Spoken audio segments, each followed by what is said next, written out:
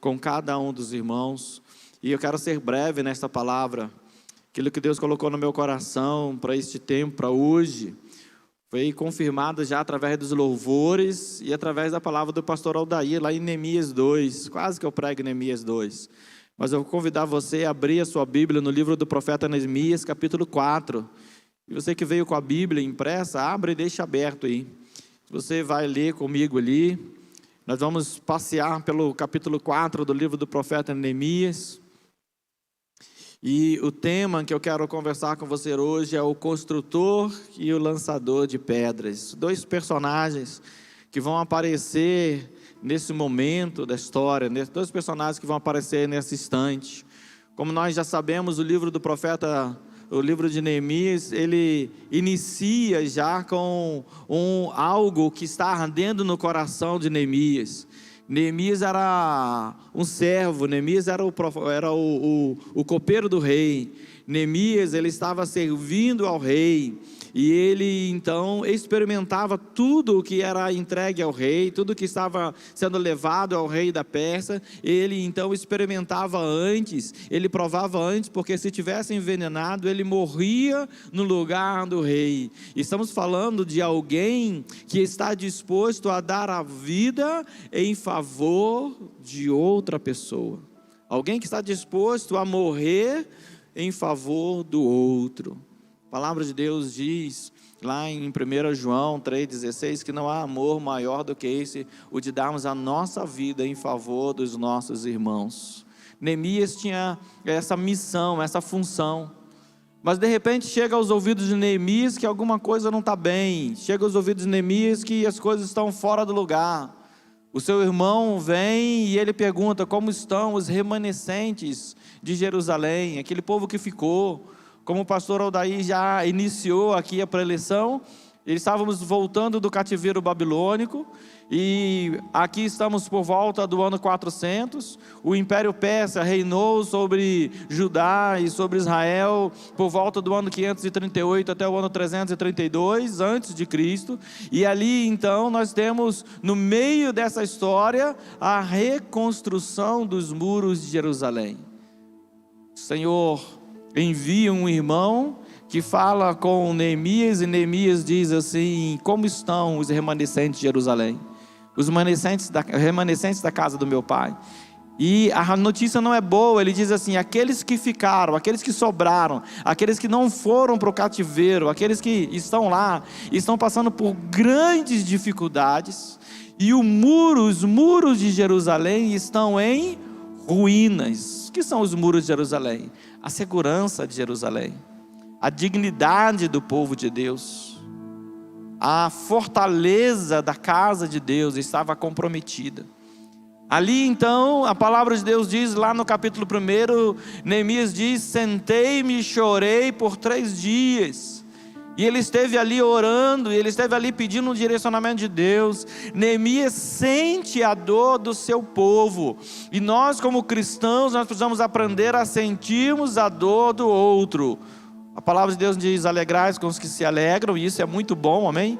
Quando alguém convida você para um churrasco, quando alguém convida você para um casamento, quando alguém convida você para um aniversário de 15 anos, quando alguém convida você para um aniversário, algo especial, é muito bom se alegrar com os que se alegram, mas a palavra de Deus diz também: chorai com os que choram. Nós precisamos aprender isso, nós precisamos ter essa missão no nosso coração, de estar nos colocando muitas vezes no lugar do outro. E Neemias faz isso. Neemias abre o seu coração, Neemias senta, chora, e Neemias aparece agora na presença do rei, e lá no capítulo 2 e 3 ele vai dizer assim: nunca antes eu estive abatido, eu estive triste na presença do rei.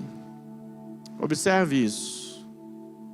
Nós oramos e pedimos tantas coisas a Deus, e nós oramos e falamos tantas coisas com Deus, mas há dias que nós nos apresentamos ao Senhor com o nosso coração abatido.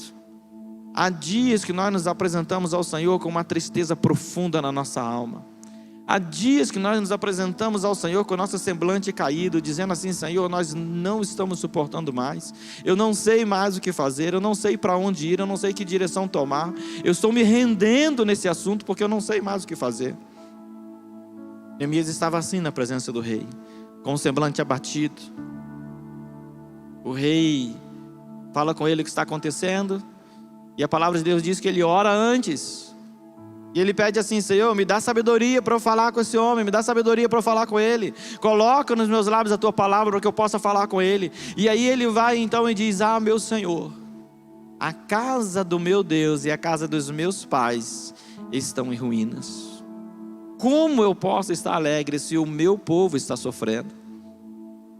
E aí agora, aquele rei olha para Neemias e diz assim: olha, eu vou lhe dar cartas, e você vai lá, e você vai reconstruir os muros.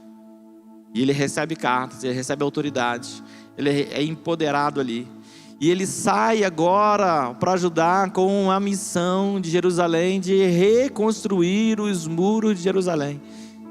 E ele chega naquele lugar, ele percorre toda a extensão do muro de Jerusalém. Ele percorre todo aquele lugar a cavalo, e ele e mais algum companheiro, ele faz um reconhecimento de como está aquele lugar, e ele para, ele reúne o povo ali, e ele então começa a organizar uma reconstrução, enviando as cartas que ele tinha recebido, tendo apoio dos reinos vizinhos, e agora ele vai recomeçar a reconstrução do muro.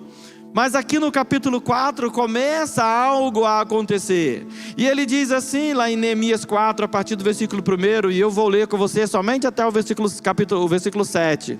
E ele diz assim: quando Sanbalate ouviu que nós estávamos reconstruindo a muralha, ficou irado e indignado, e começou a zombar dos judeus. Na presença dos seus irmãos e do exército de Samaria, ele disse: o que é que esses judeus estão fazendo? Vocês vão permitir que eles continuem? Será que vão oferecer sacrifícios? Pensam que podem acabar a obra num só dia? Será que as pedras que foram queimadas poderão renascer daqueles montões de pó? Tobias, o amonita, estava com Sanbalate e disse: mesmo que reconstruam os muros, se vier uma raposa, derrubará aquela muralha de pedras. Agora é a palavra de Neemias, a oração de Neemias, que diz: ouve, ó nosso Deus, pois estamos sendo desprezados.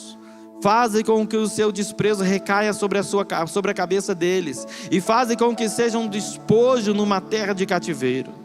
Não encubras a sua iniquidade, e que o pecado deles não seja apagado diante de ti, pois provocaram a ira na presença dos construtores. Assim reconstruímos a muralha, e toda a muralha foi acabada até metade da sua altura, porque o povo tinha ânimo para trabalhar.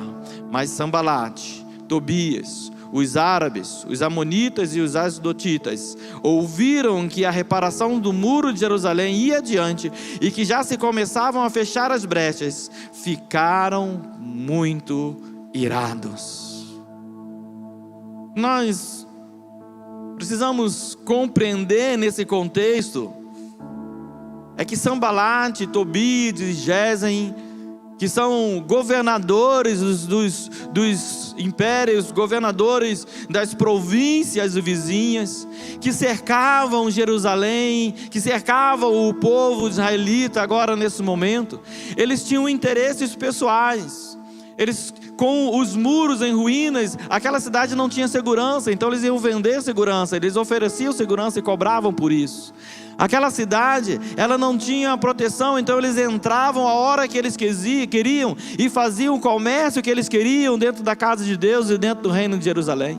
Ali agora eles estavam vulneráveis, e tudo então estava à disposição dos povos vizinhos, tudo então estava à mercê dos saqueadores, dos salteadores. Sanbalate, Tobias e Gesem, eles se aproveitavam das ruínas, eles se aproveitavam da miséria do povo, eles se aproveitavam daquilo que estava acontecendo com o povo para usurpar, para explorar o povo, para explorar aquela nação, o que estava constantemente acontecendo naquele lugar. E aí então, quando aquele jovem irmão de Neemias chega e diz: olha, o nosso povo que ficou, o remanescente que ficou de Israel, eles estão passando por grande dificuldade e grande miséria, por causa de que os seus opressores, Sanbalate, Tobias, Gesem e todas as províncias à volta estavam se aproveitando de Israel. E agora então, nós vamos ver iniciar, quando Neemias inicia seu projeto, nós vamos ver iniciar também a sua prova, o seu período de provação. Muitas vezes Deus coloca um plano dentro do nosso coração, um projeto dentro do nosso coração, e o nosso projeto é bom, o nosso plano é bom, nós queremos fazer o bem, nós queremos beneficiar alguém, nós queremos que a casa de Deus seja beneficiada, queremos que a nossa cidade seja beneficiada, queremos que a nossa família seja beneficiada.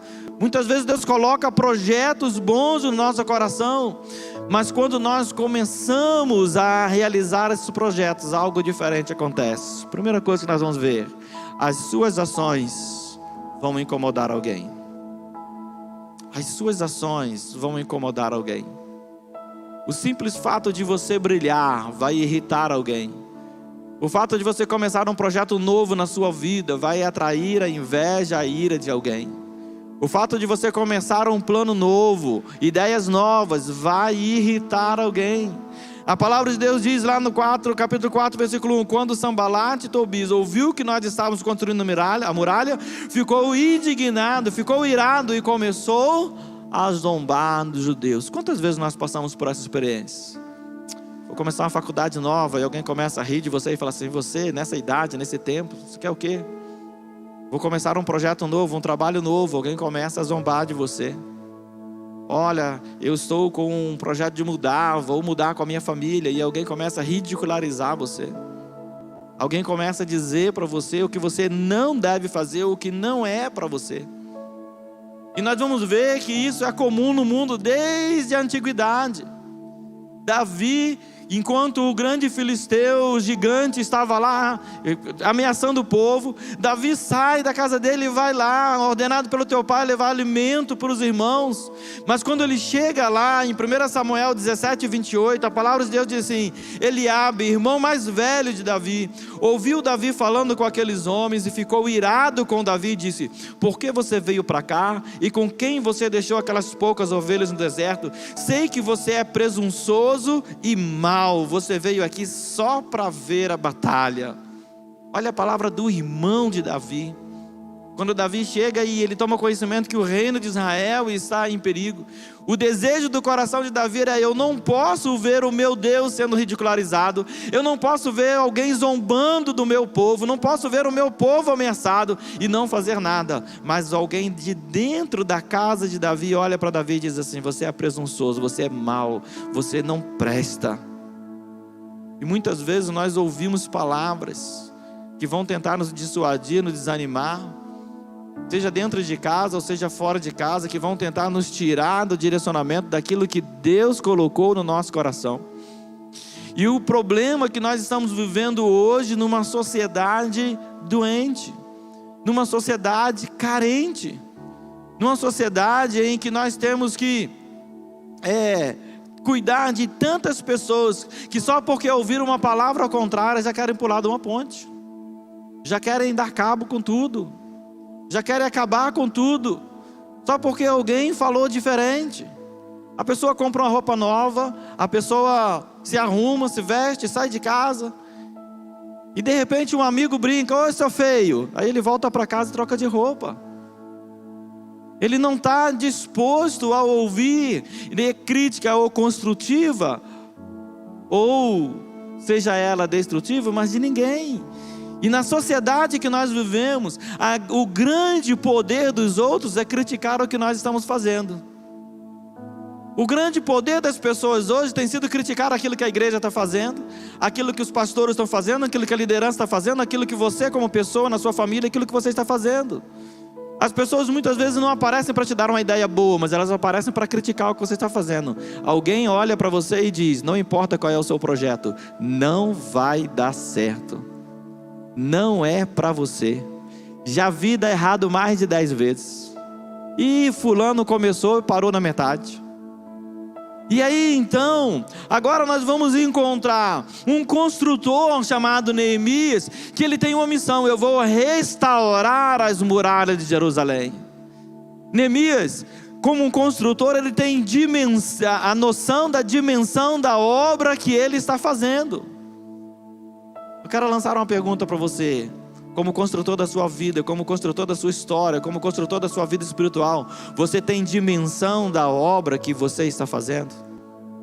Eu quero ampliar essa pergunta. Você tem dimensão, você tem noção da dimensão da obra que Deus deseja fazer na sua vida?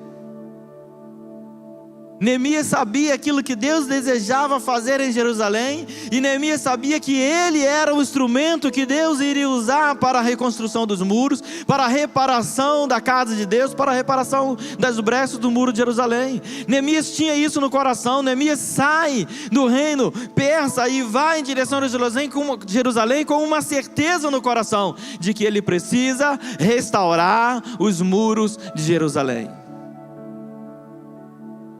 Vamos confirmar isso mais à frente. Sambalate é um lançador de pedras. Sambalate é um atirador de pedras que ele não está construindo nada.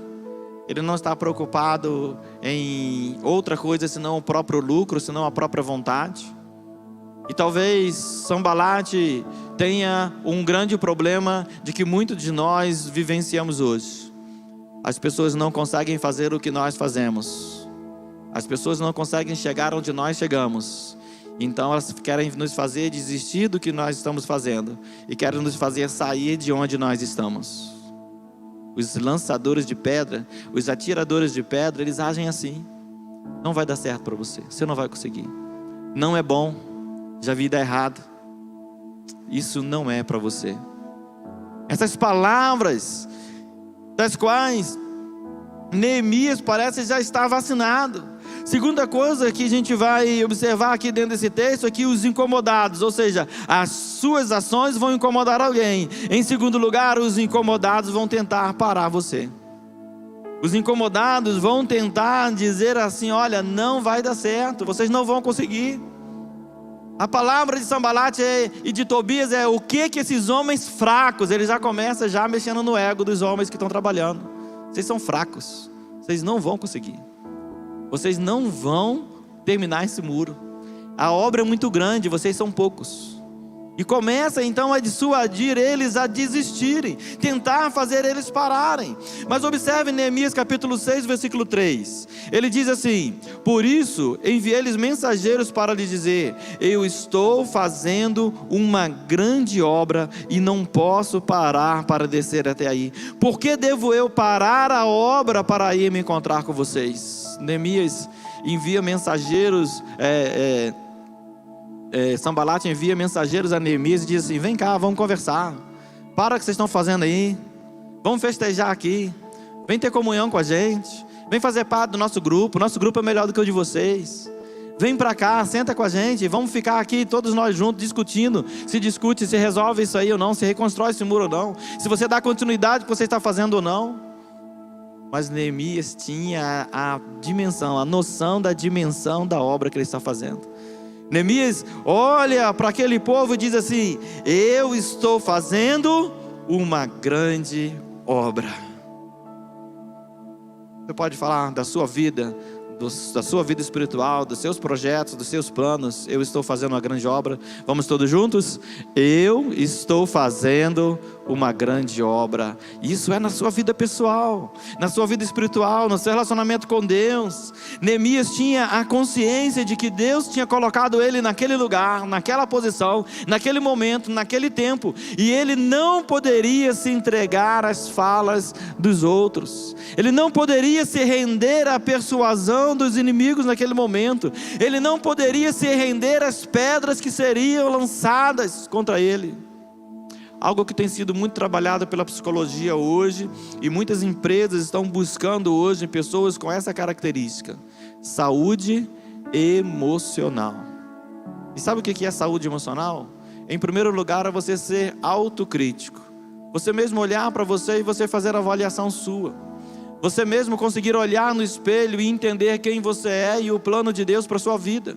Porque se você entender quem você é e o plano de Deus para a sua vida, ninguém pode parar você.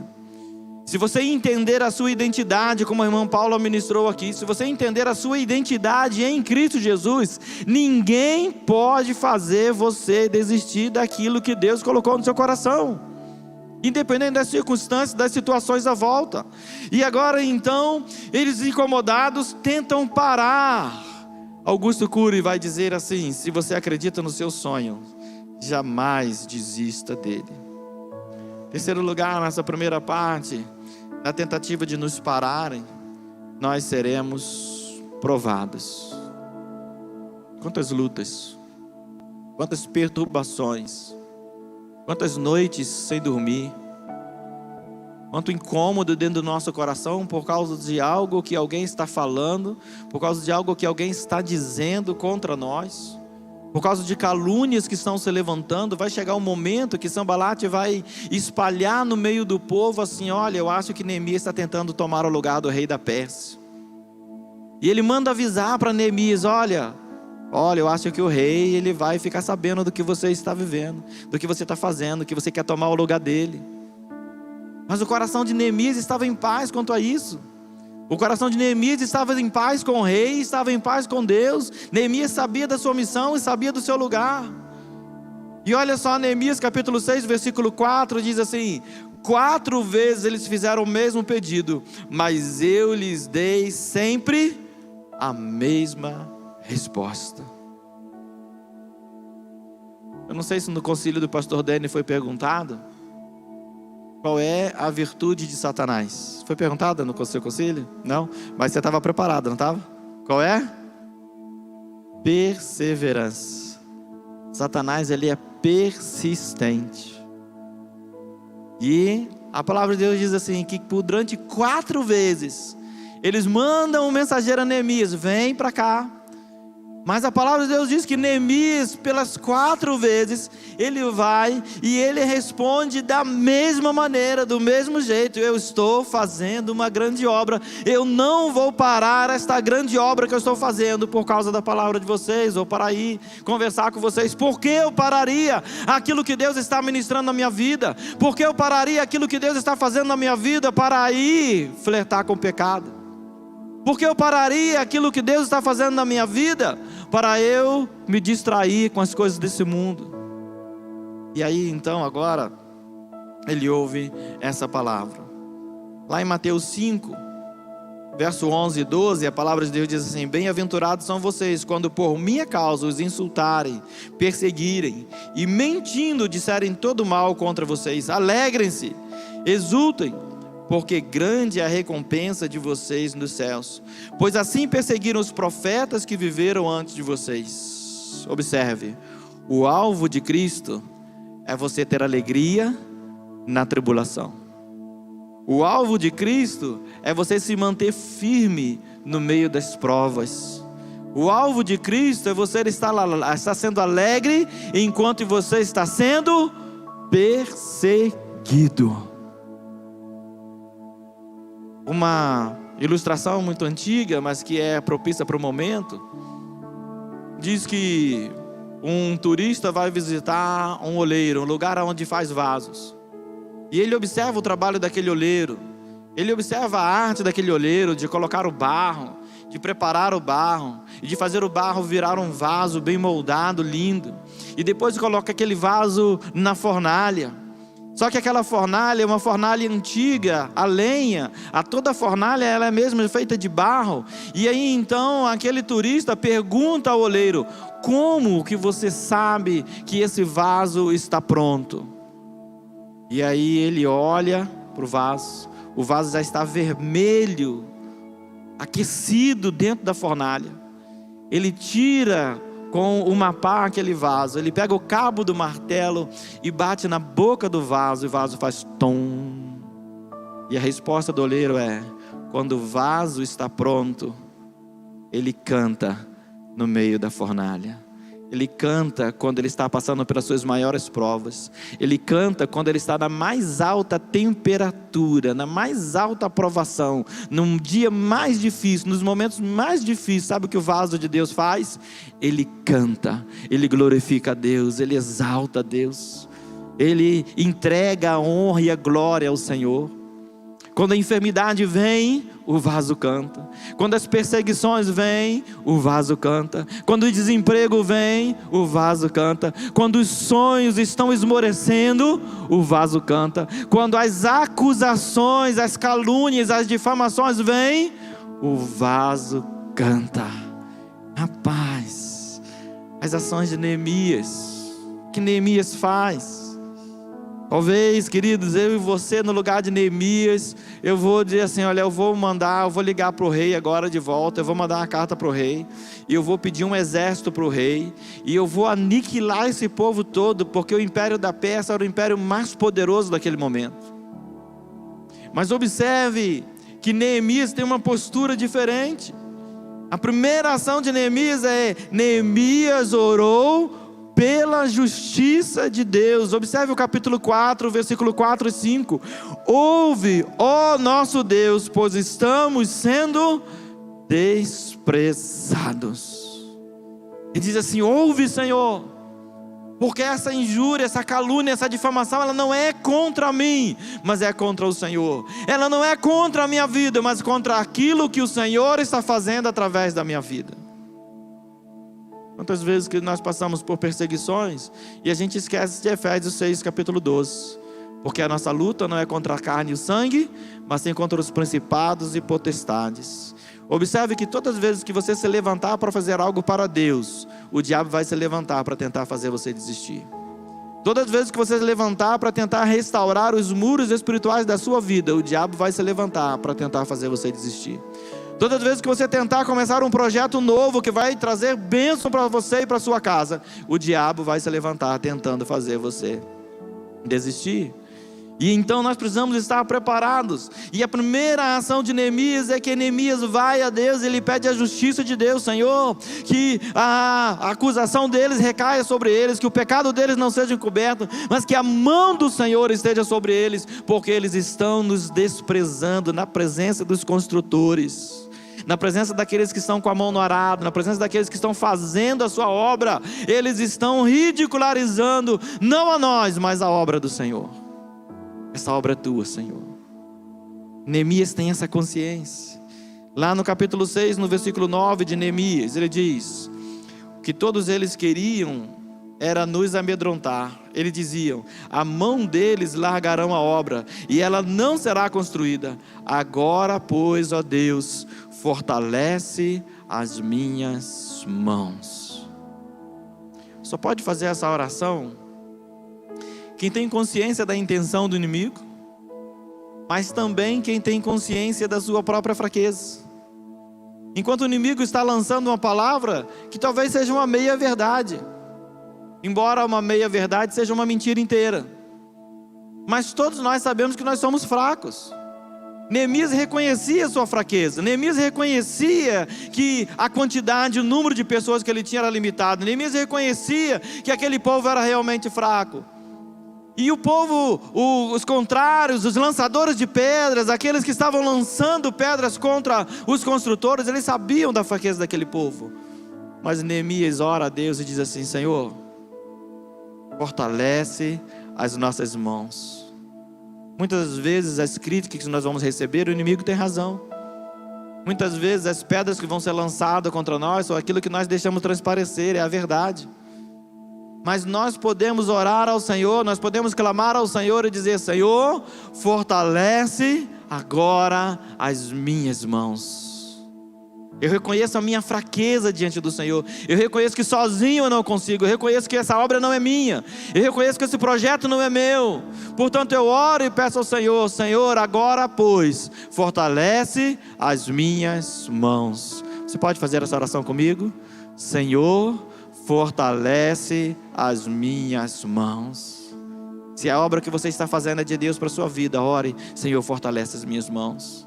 Se a obra que você está fazendo, que Deus tem colocado no teu coração, é um projeto, é um plano de Deus para você, tenha confiança, Deus está com você. Ele vai fortalecer as suas mãos, Ele vai cuidar de tudo, Ele vai cuidar de você. Neemias busca não a justiça dos homens e não os meios humanos.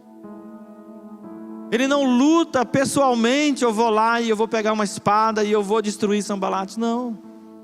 Neemias, ele ora a Deus, porque ele tem a certeza e a convicção de que Deus está nesta causa. O moço de Eliseu, provavelmente Geazi, abre a porta de manhã e vê um grande exército. Depois de preparar o café, pega uma xícara de café e vai para a porta. E quando ele abre a porta, ele diz: ah, meu Deus, o que será de nós? E Eliseu vem com a xícara de café dele e olha o mesmo grande exército. E olha para aquele moço aterrorizado, temeroso, imaginando que ia ser preso, ia ser decapitado naquele momento. E a oração de Eliseu é: Senhor, abre os olhos do moço para que ele veja. Porque mais são os que estão conosco do que os que estão contra nós. Maior é aquele que está conosco do que aqueles que estão contra nós. A certeza de Neemias é essa: olha, eu tenho um Deus de justiça, eu tenho um Deus de poder, eu tenho um Deus que está cuidando desta obra, eu tenho um Deus que eu sou ao serviço dele, e eu não estou aqui sozinho, eu estou aqui porque o Senhor está comigo. Mas Neemias ora. Em segundo lugar, Neemias montou uma estratégia prática. Observe que interessante.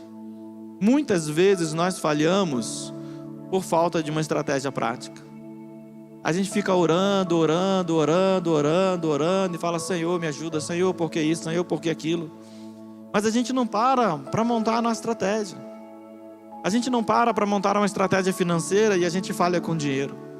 A gente não para montar uma estratégia familiar e a gente falha com a nossa família, falha com a esposa, falha com os filhos. A gente não para montar uma estratégia profissional, o que nós queremos, traçar planos, projetos, e a gente falha na nossa vida profissional. Neemias, ele monta uma estratégia prática. Olha esse texto de Neemias, capítulo 4, versículo 13. Então eu pus o povo, depois de ouvir várias ameaças. O que Sanbalate faz? Sanbalate pega os do reino de Judá, que estava com ele ali, e começa a dizer assim: olha, o povo vai desistir, o povo não vai dar conta, o povo vai parar no meio dessa obra, o povo vai desistir. As pessoas estão desistindo, a maioria já está desistindo. Ele começa a disseminar uma fofoca, uma calúnia no meio do povo, algo que não estava acontecendo. Então agora Neemias vai lá e o que ele faz? Então eu pus o povo por famílias, família por famílias, nos lugares baixos e abertos, por detrás da muralha, com as suas espadas e com as suas lanças e os seus arcos. Neemias estava orando, mas Neemias estava agindo. Neemias estava buscando em oração, mas Neemias também estava buscando as suas providências, buscando fazer aquilo que Deus estava colocando no seu coração. Em nenhum momento o texto vai dizer que Neemias precisou lutar, mas em todo momento está escrito no texto que Neemias estava preparado para aquilo que Deus permitisse ele fazer. Lá no capítulo 4, versículo 17 diz: os carregadores por si mesmo tomavam as cargas, cada um com uma das mãos fazia a obra e com a outra segurava a arma. Queridos, na nossa vida nós precisamos entender que nós estamos fazendo uma grande obra, mas nós precisamos estar acautelados, preparados, prontos. Nós precisamos ter em dia a nossa saúde emocional. Nós precisamos estar preparados para o que as outras pessoas vão falar da gente e porque as outras pessoas vão falar com a gente. Nós precisamos aprender a fortalecer os nossos músculos espirituais, segurando a nossa arma na mão, segurando a nossa espada na mão. Enquanto estamos fazendo a obra do Senhor com uma mão, a espada do Senhor está na outra mão. Nós precisamos ter esse entendimento e essa compreensão. E isso foi uma ação dos próprios trabalhadores, dos carregadores por si mesmos. A palavra de Deus diz que eles começaram a ver a perseguição sobre Neemias e sobre o povo, e eles falaram assim: peraí, nós também estamos prontos para lutar. Uma mão a espada, na outra mão a colher de pedreiro. Nós vamos trabalhando, mas nós vamos também guerrear. Observe o capítulo 4, versículo 19 em diante. Eu disse aos nobres, aos magistrados e ao resto do povo: grande e extensa é a obra, e nós estamos espalhados na muralha, longe uns dos outros. No lugar em que ouvirem o som da trombeta, ali se reúnem em volta de nós, e o nosso Deus lutará por nós. Assim trabalhávamos na obra, metade empunhava as lanças, desde o raiar do dia até o anoitecer. Mas observe essa palavra. Neemias, ele coloca do lado dele e do lado das pessoas estratégias ali que estavam guiando a obra, que estavam dirigindo a obra. Eles colocam pessoas com as trombetas, os corneteiros. E ele fala com todo o povo: onde vocês ouvirem a corneta tocar, a trombeta tocar, vocês vão correr para lá. Vocês vão para lá. E aí você pensa assim: não, eles vão para lá e eles vão lutar, eles vão para lá e vão para matar, eles vão para lá e eles vão para desembainhar a espada. Aí ele diz: não, vocês vão para lá, porque lá Deus vai lutar por nós. Lá o Senhor vai agir em nosso favor. Lá o Senhor vai operar um milagre ao nosso favor. Lá o Senhor vai agir como mão poderosa em favor da igreja. Lá o Senhor vai agir como mão poderosa em favor daqueles que estão buscando a sua presença, daqueles que estão filtrando, que não estão dando ouvidos ao que o mundo está dizendo, mas que estão dando ouvido àquilo que Deus está dizendo. Davi poderia ter ouvido Eliabe e ter voltado para casa com o coração amargurado, entristecido, dizendo assim: eu não valho nada, eu não presto, eu sou mau. Mas Davi ouviu a voz de Deus dizendo: eis que encontrei Davi, um homem segundo o coração de Deus, segundo o meu coração. Neemias podia ter ouvido Sambalate, Tobias e Gesem, mas Neemias resolveu ouvir a voz de Deus, que coloca no coração dele um projeto, coloca no coração dele um plano, coloca no coração dele um propósito. Em terceiro e último lugar, Neemias animou os seus construtores. Lá no capítulo 4, versículo 14, a palavra de Deus diz: depois de fazer uma inspeção, levantei-me e disse aos nobres, magistrados e ao resto do povo: não tenha medo deles. As pessoas estão falando, as pessoas estão dizendo que não vai dar certo, as pessoas estão dizendo que vão vir e vão lutar contra nós, as pessoas estão dizendo que vão nos matar, as pessoas estão dizendo: olha, você não vai conseguir, não é para você, você não presta, você não tem valor, você não é importante. E aí a palavra de Neemias para aquele povo, a palavra de Neemias e a palavra de Deus para mim e para você é: não tenha medo deles.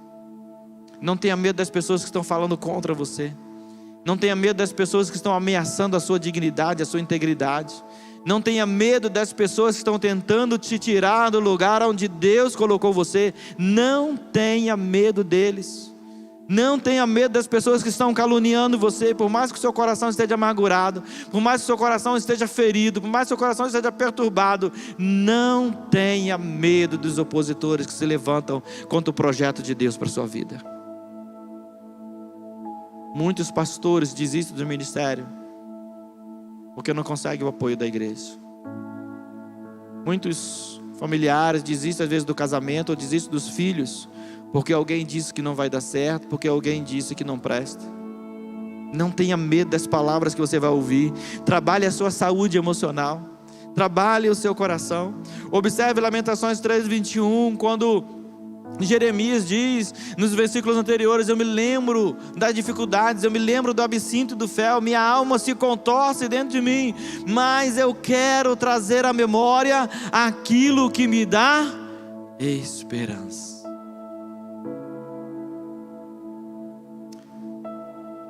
Eu passei por uns períodos de tribulação, por uns períodos de provação, por uns períodos de luta, de perseguição, de calúnia, de difamação. E aí eu fui em casa orando e pedindo direção de Deus, e pedindo que o Senhor me sustentasse, que o Senhor me orientasse, que o Senhor me dirigisse nesse caminho, e que se fosse da vontade dEle que eu permanecesse, que Ele me sustentasse e que Ele me desse uma estratégia. Eu não trouxe aqui, mas eu escrevi 10 princípios que o meu coração deveria seguir naquele momento. Primeiro princípio: a obra não é minha, ela é do Senhor. o Senhor da obra, Ele sustenta. Segundo princípio, o que estão falando de mim não é verdade. A verdade é o que Deus está falando de mim. A minha preocupação não está no que as pessoas estão pensando de mim, mas naquilo que Deus está pensando de mim. Muitas vezes nós paramos a nossa vida porque nós começamos a nos preocupar com o que o vizinho falou, o que o sogro falou, o que a sogra falou, o que o cunhado falou, o que o patrão falou, o que o funcionário falou. E nós paramos o projeto que é um projeto de Deus para a nossa vida, nós paramos. As pessoas que estão contra nós não são pessoas ruins, mas são pessoas que têm planos diferentes. A nossa luta não é contra carne e sangue. Nossa luta é contra principados e potestades. A nossa luta é espiritual, não é humana. A nossa luta, ela é guerreada por Deus e não por nós. E aí então nós vamos compreender aqui, olha, eu quero trazer a memória. E Deus coloca no meu coração, olha, eu preciso cuidar da minha família. A minha família é o bem mais importante que Deus me deu. A minha família, a minha casa é o bem mais importante que Deus me deu. O meu primeiro ministério é a minha casa. O meu primeiro ministério é a minha esposa e os meus filhos. E depois vem a igreja. Cristo morreu para a igreja, não preciso mais que ninguém mais morra por ela. E aí então nós precisamos cuidar, querida. Porque muitas vezes nós lançamos projeto, nós avançamos, nós estamos indo, mas de repente alguém vem desanimar, de repente alguém vem lançar palavras contrárias, de repente alguém vem ofender a nossa dignidade, de repente alguém vem afrontar aquilo que nós estamos fazendo. As pessoas vão tentar parar você, vão tentar desanimar você, vão tentar fazer você desistir, mas a palavra de Deus é: não desista, não tenha medo deles, mantenha o foco. Observe o fechamento nessa palavra final. Se você mantiver o foco, todos irão se render quando virem que o Senhor é com você. Neemias capítulo 6, versículo 15 e 16 diz assim: a reconstrução da muralha foi terminada aos 25 dias no mês de Elul, ou seja, agosto e setembro. Em 52 dias, quando todos os nossos inimigos ouviram isso, todos os gentios à nossa volta temeram e decaíram muito do seu próprio conceito, porque reconheceram que foi por intervenção do nosso Deus que fizemos esta obra. Quando as pessoas olharem para você e verem que você está concluindo a faculdade, ver que você está bem no casamento, ver que a sua família está bem, ver que seus projetos estão andando, ver que você está concluindo aquilo que Deus colocou no seu coração, elas vão cair do seu próprio cavalo e elas vão ter que reconhecer: Deus está com ele, Deus está na vida dessa pessoa.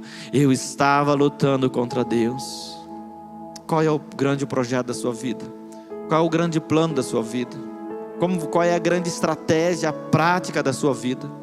Onde você tem enfrentado perseguições e lutas, onde você tem enfrentado dificuldades, a palavra de Deus diz: mantenha o foco, não tenha medo deles. Não tenha medo das perseguições, não tenha medo das ameaças, não tenha medo das falas, não tenha medo das calúnias. Entrega tudo diante do Senhor, ore ao Senhor, permita que o Senhor trabalhe por você, permita que o Senhor age em teu favor, permita que o Senhor seja o teu escudo, permita que o Senhor seja o seu guerreiro, aquele que está ao seu lado te ajudando. Permita que o Senhor mostre que Ele é Deus sobre a sua vida. Quando você passar pela tribulação e dizer assim: eu sei que o meu Redentor vive, e por fim Ele se levantará sobre a terra, e ainda na minha carne eu verei a Deus. Eu queria que vocês colocassem de pé. Eu quero orar com você, quero consagrar esse momento diante de Deus.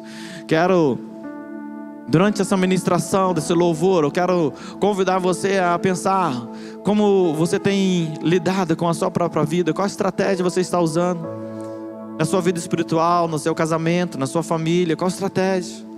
Tem uma estratégia prática, e a melhor estratégia que você pode ter é convidar Jesus para fazer parte da sua vida. A melhor estratégia que você pode usar é você convidar a Deus para guerrear. Senhor, Tu és o meu escudo, o meu baluarte, Tu és a minha segurança, em Ti está o meu socorro. Antes de nascer, escolhido fui,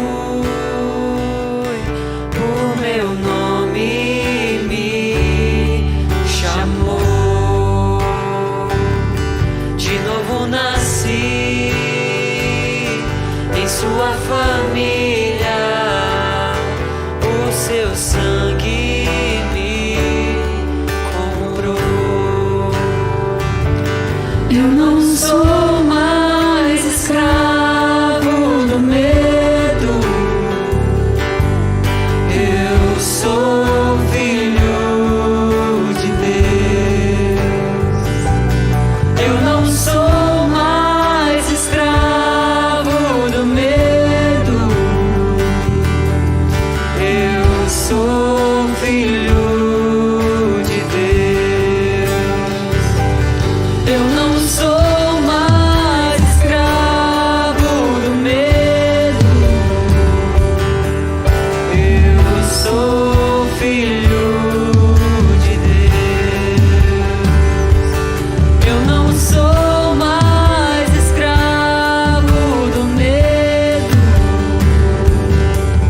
eu sou filho de Deus.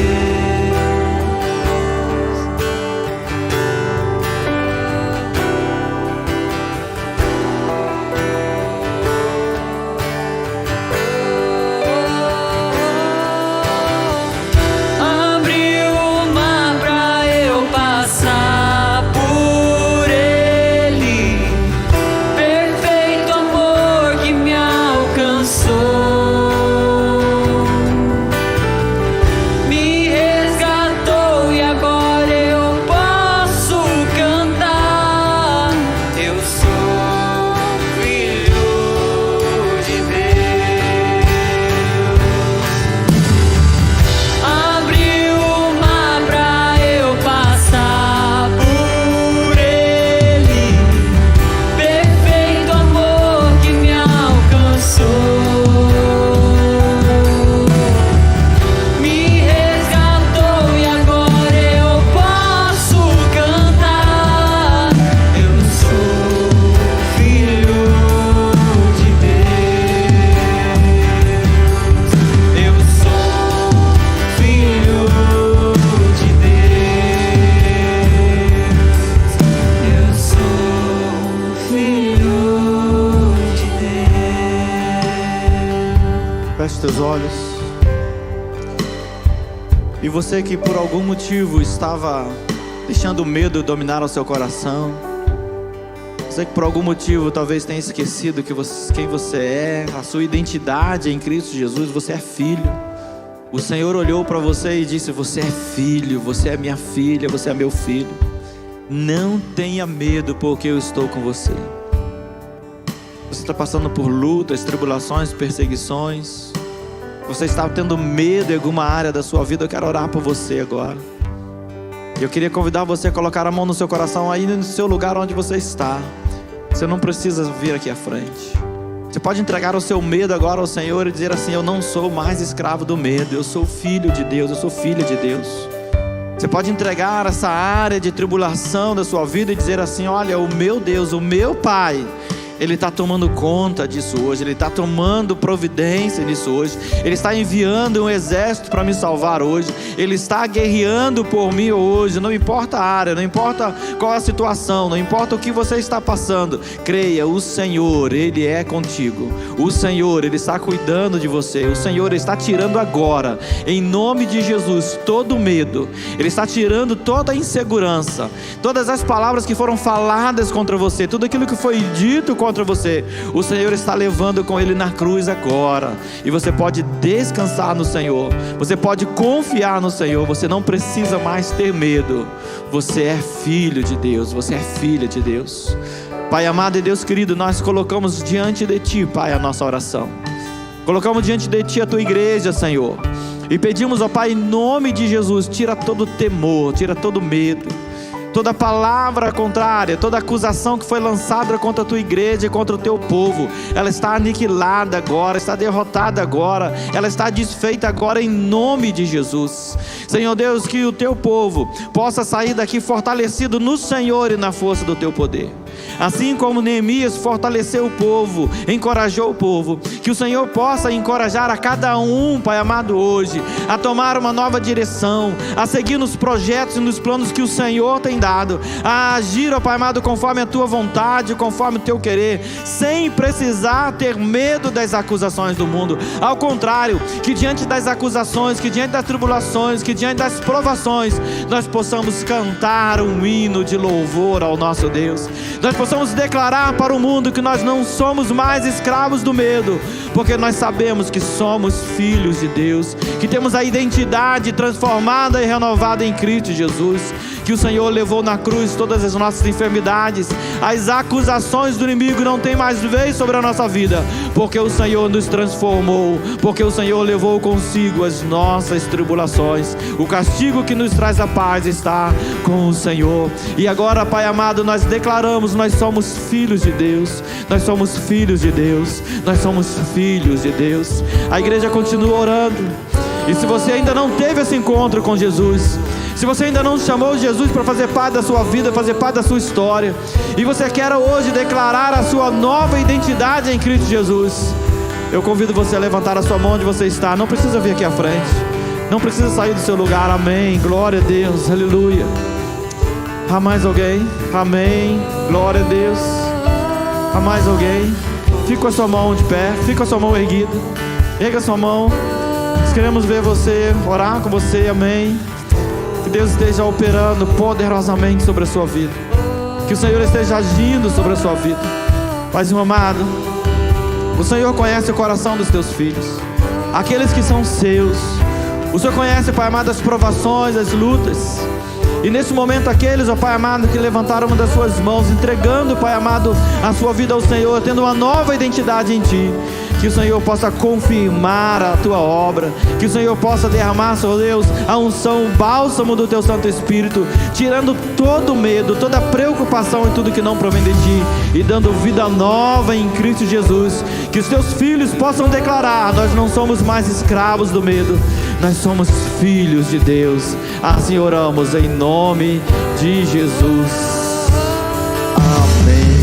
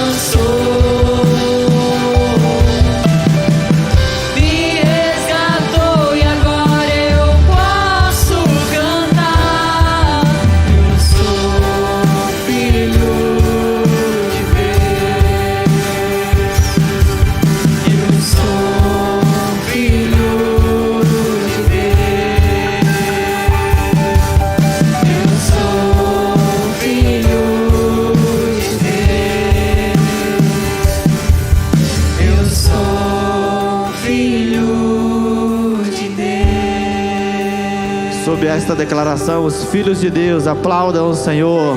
A honra, a glória, o louvor e a adoração sejam dadas ao nosso Pai. Nós somos filhos de Deus, amém? Muito obrigado. Quantos irmãos estão nos visitando?